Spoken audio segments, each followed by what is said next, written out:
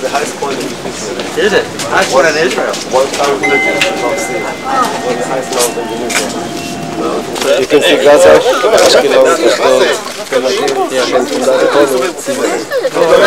Israel. Now you can see a launch food. It's a big community. It's a big yeshiva inside with a lot of ex-Americans living and studying there. On the right is Begoush. What's Zurim? How long has it been there? Longer than this? You've been here since '82, right? Here, yes. What the purpose of your visit here?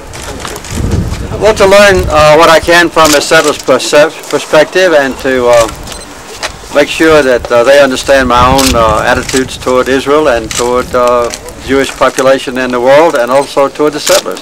So we'll have a good discussion, I hope. I'm here mostly to listen and to learn.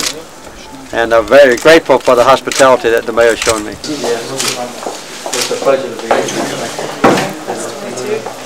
First of all, I want to thank you for coming here. And it's a great honor to us.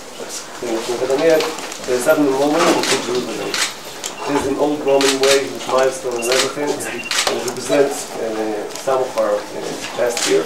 King David was born here, and the prophet gave the prophecy. The last rebels for independence, Maccabees and Bar Kokhba fought here. We have some digging about it. And 2,000 years we were not there. That we brought from the Jordanian bunkers. It was painted in 1951. And it's a Jordanian map, and it says Jewish property is marked in red, common land, Arab and Jews marked in blue. First of all, you see that most of Gulshtian was bought. The land. Where is it on? All this we are now in it's here somewhere. Sorry, it's here somewhere.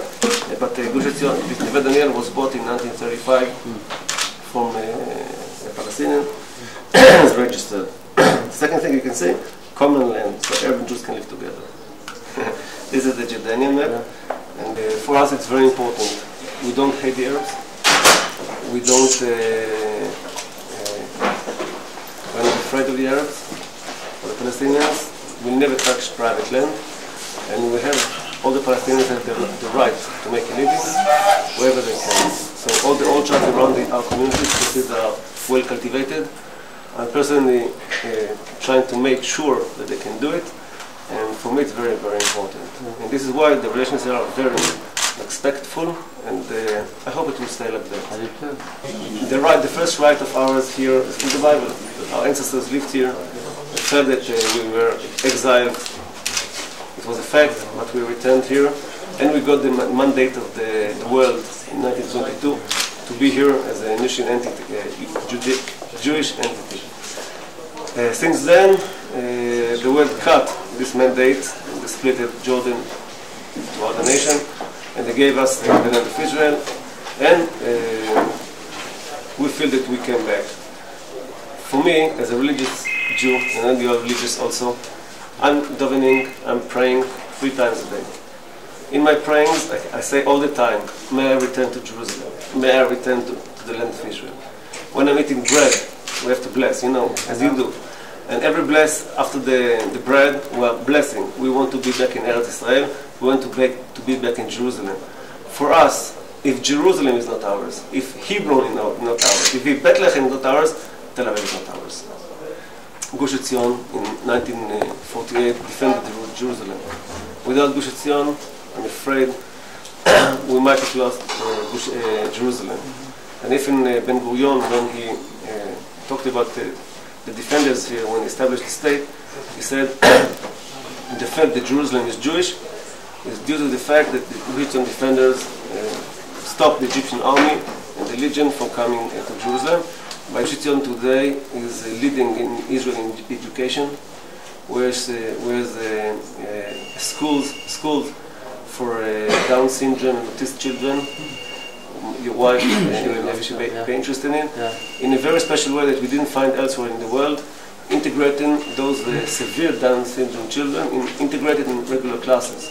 Speak to each other, because I believe in speaking. I believe that weapons won't solve anything.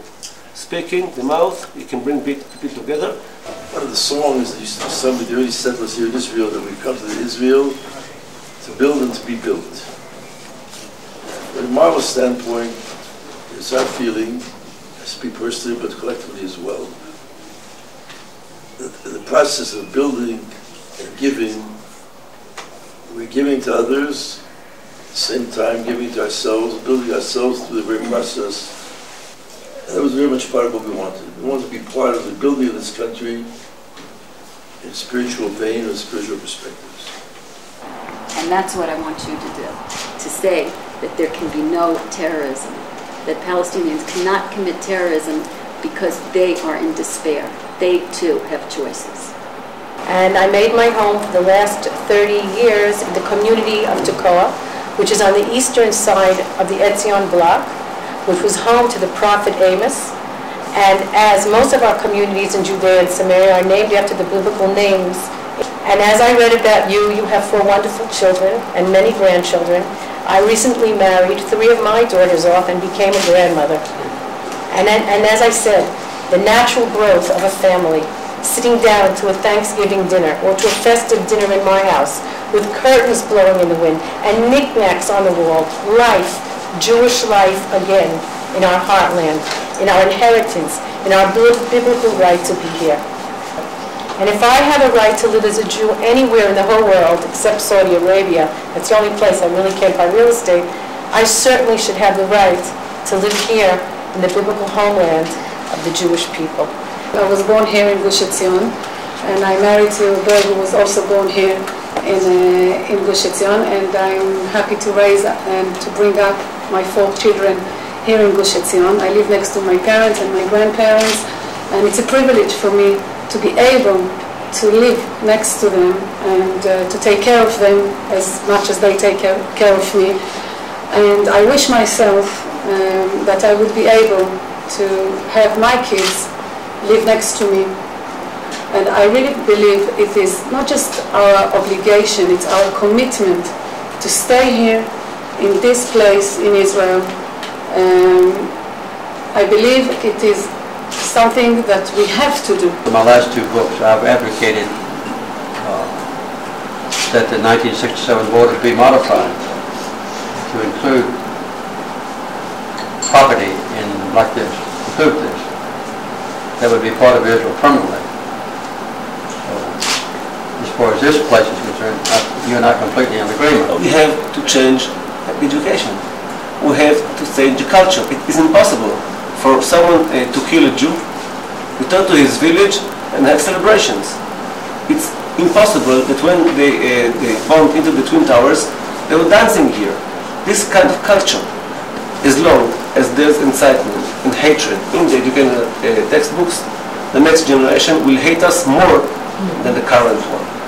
We'll proceed in the truth way, in the right way, and for me, one side is our legitimate rights to this land, on the other side is the legitimate human rights for the Palestinians. Well, I thank you all for letting me come. It's been an honor, first of all, and a pleasure. And I've learned a lot from you because this is the first time in many years that I've sat down in the same room with people who are in Judea and Samaria settlements. I explained to those listening that my long-time commitment to Israel, the most important element in my life in the last 30 years has been to bring peace to the people of Israel and security. And along with that, obviously, has to come peace and security for Israel's neighbors. That's the purpose of my life in coming here. I have been very fortunate this afternoon in learning the perspective that I didn't have.